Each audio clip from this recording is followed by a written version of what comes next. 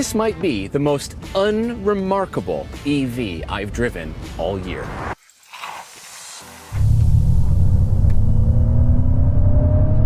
Woo. 4.30 seconds. That's all right, that is for a big tank like this. The F-150 Lightning is the first simple, down-to-earth EV truck for everyone. It just costs $100,000 Canadian. Is it a driving weapon? No. Is it the best driving full-size truck I've ever driven? Yes.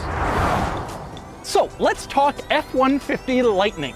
The electric pickup truck is huge right now with the GMC Hummer EV and the Rivian R1T, the Tesla Cybertruck, the Chevy Silverado EV, and this is Ford's entrant. Unlike all those others though, Ford decided to take a more utilitarian and affordable approach to the electric pickup truck, and this is basically just a mainstream truck except electric.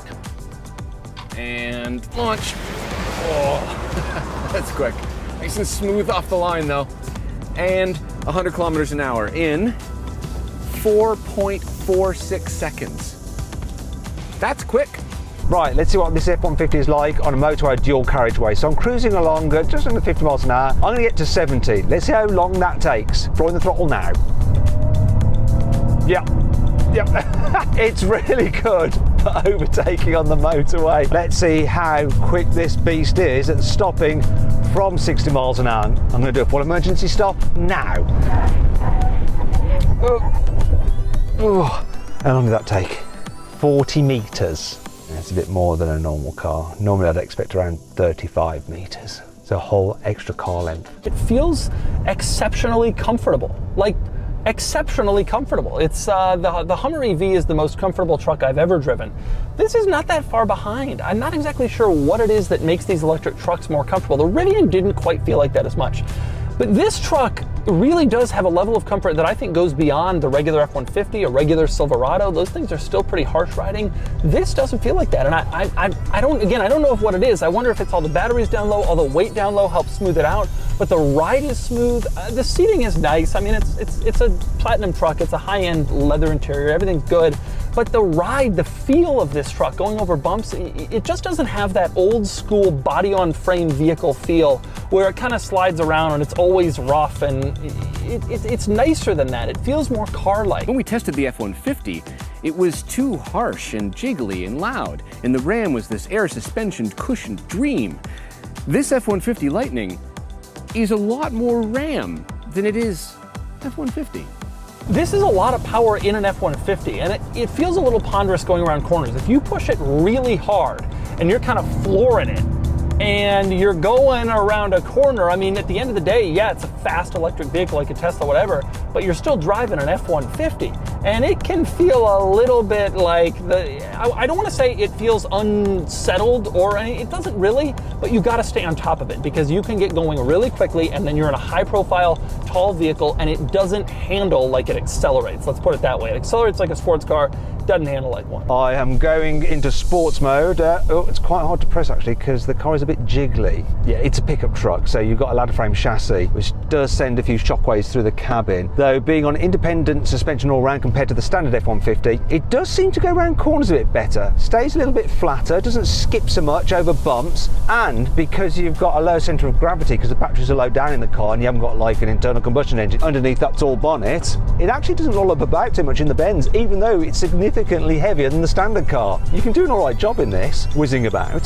Quite like it. It's all very relaxing, and of course I can go into cruise control mode and the car will just do the hard work for me, and if I wanted to I could take my hands off the steering wheel. No, that would be illegal in the UK. Shame. But I just do it like it's like that's fine. I'm not breaking any laws, that's all fine. The back of it is very similar to the normal F-150 pickup, apart from the fact you get this full width light bar and the little lightning patch down there. Moving down the side, once again, not that much has changed apart from the lightning logo. Wheel sizes start at 18 inches, which could be a bit small, but they rise up to 22, which is what these are. The size is just like the normal F-150, so you've got that handy little cutaway there, so it makes it easier to see in these mirrors here.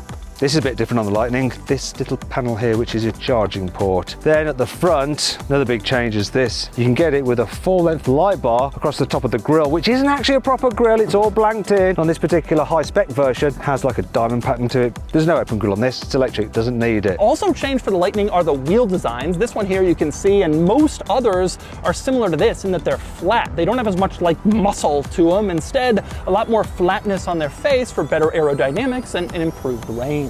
The new F-150 Lightning with probably its quirkiest quirk, and that would be the front trunk. There's no engine up here, obviously, so instead you have a massive storage area, and you can use it just like a trunk in a normal car. Yep, push that. You can open this with the key as well. And it's in the really car. speedy. There it goes. There we go. Bunch of storage. There's some more plugs up here. Yeah, we've got the cooler with the drain that as we discovered. Oh, hey, it stays like that. That was on purpose, yeah. Yeah, that's neat. And that, as we found out, you can put ice cubes in there. Yep. Yeah. We did that before. Yeah. And then you can close it with a button here. Watch your hand. Will it cut me? Oh, that's bold. God, It's pretty slow though. yeah, it is pretty slow.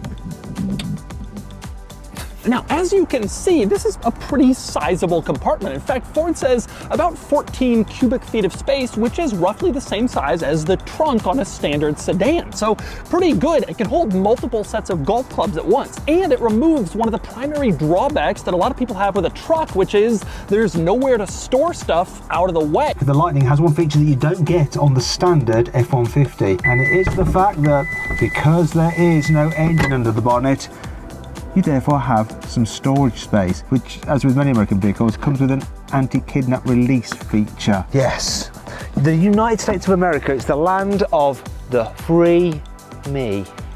Yeah, see what I did there? Anyhow, this capacity, 400 litres, you can fit a lot of stuff in here, and you've got some storage under here for your cables. There's also, look, this big power bank here where you could plug in lots of electrical equipment, household appliances yet again. But if you need to jump start someone with a normal petrol diesel engine, then don't worry, look, you have access, oops, sorry Ford, to a normal 12-volt battery there. Ah, that's pretty good. Anyway, I think I'm just going to go back in there. It was nice and safe and comfy. Plenty of room for a grown man who likes to behave like a child.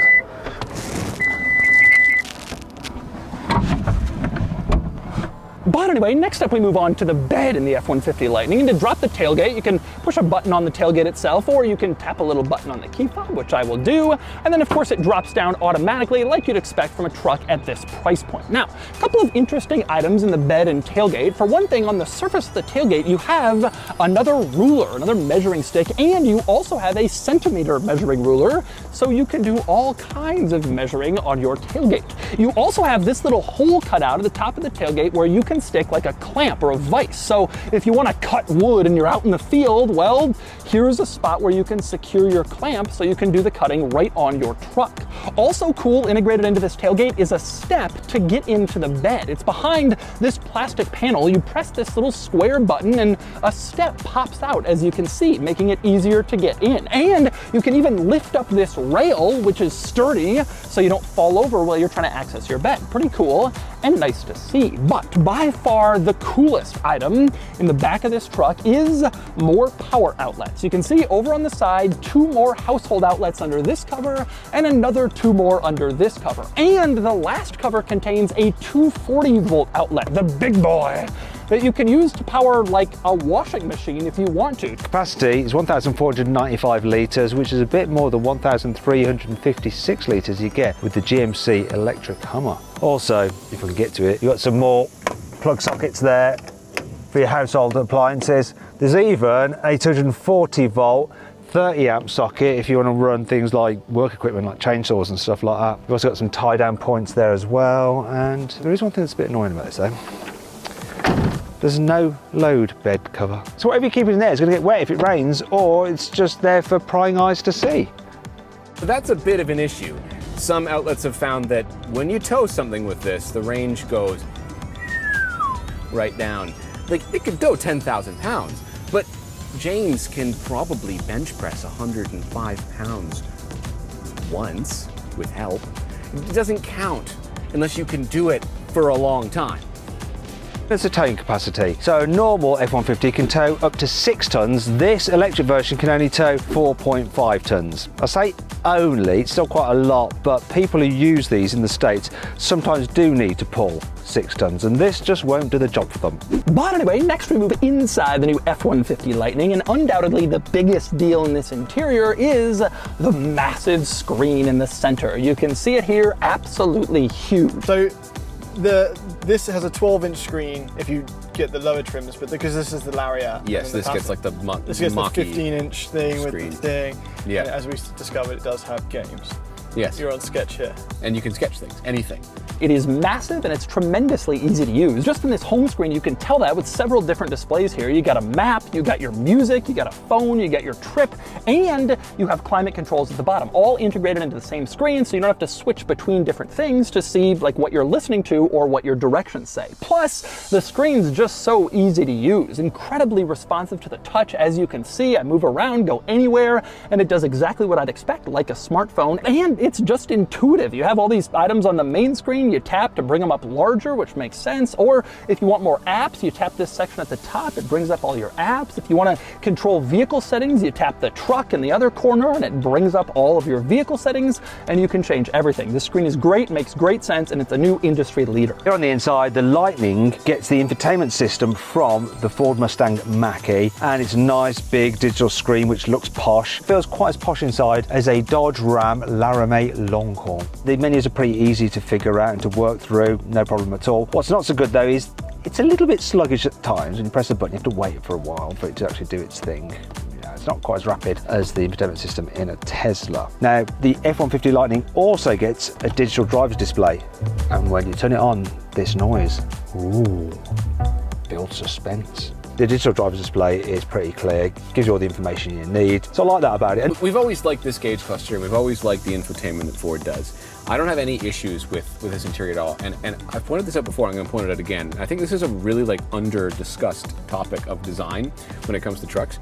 In our Ram, these side sills don't come down like this. So the mirror is up higher, and it's a massive blind spot. Like going into roundabouts, I cannot see what's coming. Right. Other than that, the interior is just the same as an normal F-150 in terms of the dash design and the quality. And overall, it's pretty good. So the materials in this Platinum range topping version feel fairly plush. Maybe the quirkiest is the gear selector. You look at it, looks like a traditional gear selector. You just move it into drive, move it into park, whatever. But if you're in park and you press this little button next to the gear selector, it automatically retracts into the center console. As you can see, it like folds away electronically, which is strange. But then you can unfold the center console lid, fold it down where the gear lever was, and it becomes a table in the center of your truck. This is a big deal if you want to like write notes or use a laptop at a job site, you don't have anywhere to do it. Well, in this truck you have a table where you can do it, which is very useful actually. Unlike the normal F-150, which you can get in different sizes of body cab, you can only get the Lightning in the biggest double cab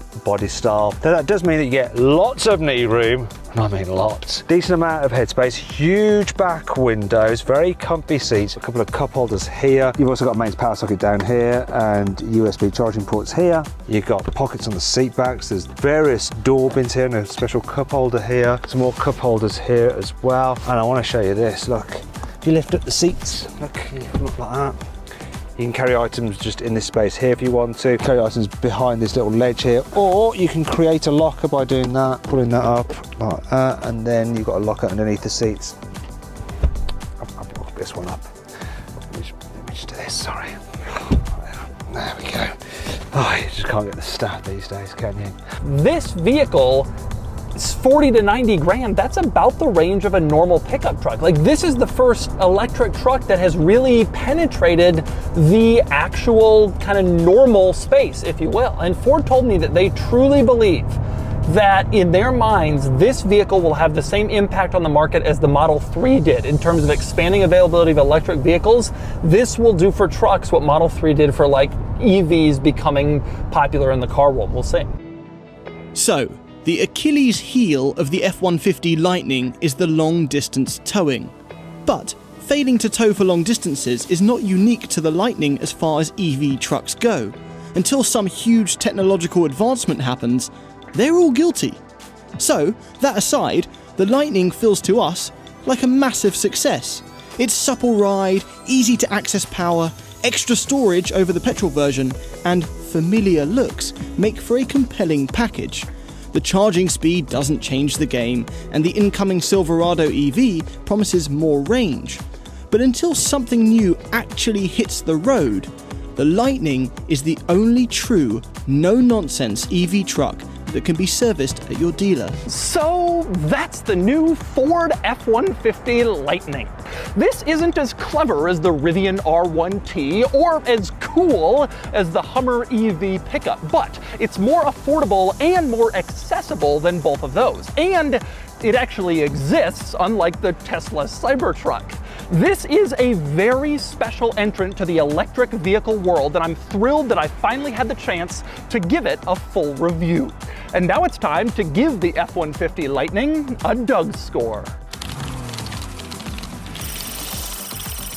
And the Doug score is here, 65 out of 100, which ties the Lightning with the Raptor, though the Raptor gets a higher weekend score and the Lightning gets a higher daily score. But then what's my final verdict on the new Ford F-150 Lightning? Should you avoid it, consider it, shortlist it, or just go right ahead and buy it? Well, this is only really relevant to people in the United States of America. And if I lived there, I would personally rather have the Rivian. Though this is very good. And so I guess you should shortlist it.